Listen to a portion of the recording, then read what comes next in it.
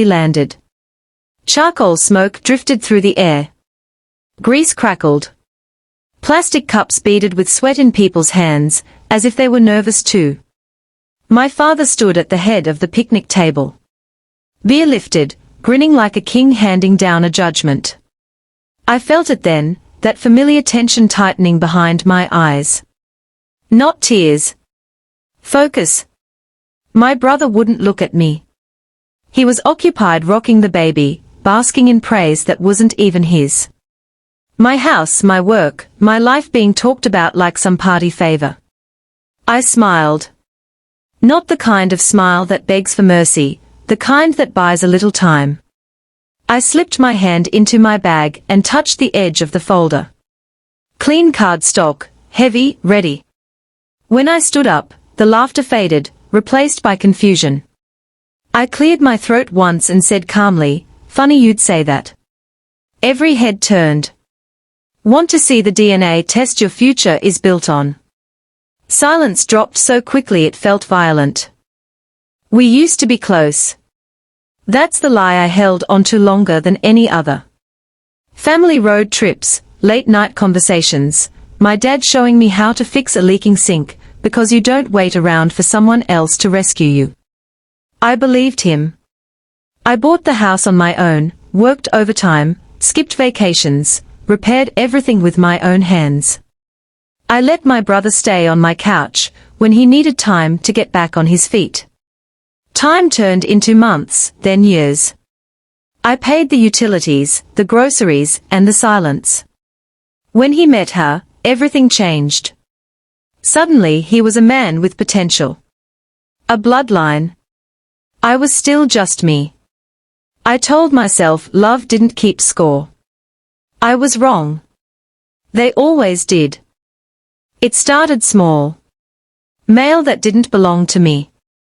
Official-looking envelopes addressed to him. Quiet conversations that stopped the second I walked into the room.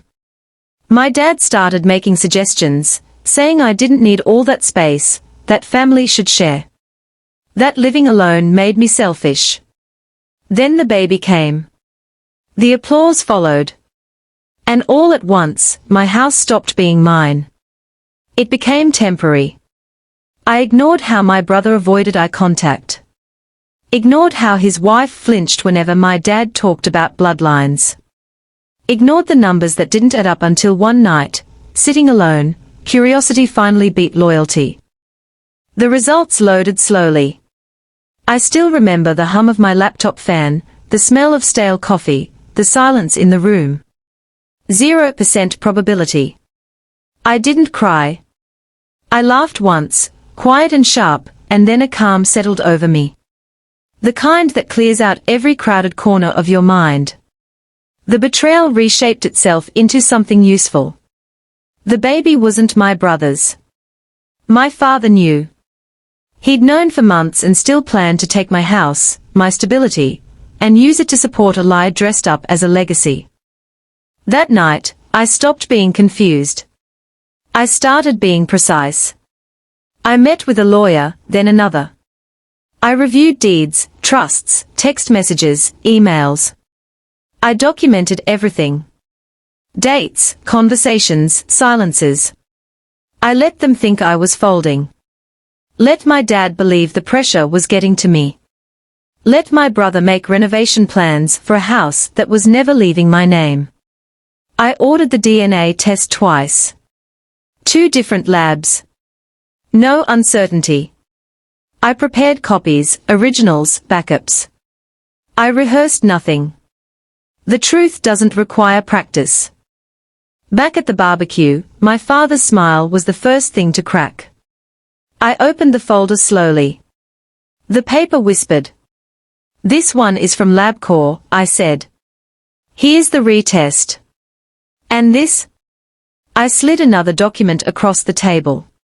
"This is the notarized affidavit stating you knew." My brother finally looked at me. His wife turned pale. The baby started crying right on cue. My father stammered, reaching for authority, reaching for noise. I stayed silent and let the evidence do the talking. Then I added softly, and before anyone asks, my house is protected in a trust. Untouchable. You can't give away something you don't own. The table wasn't laughing anymore. They were counting breaths. I left before dessert. Never looked back. The fallout came in waves, phone calls, apologies, accusations. I answered none of them. My brother moved out within a month. My father stopped hosting barbecues.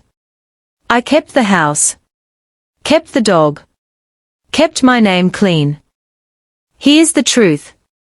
They never understood. Power isn't volume. Revenge isn't rage.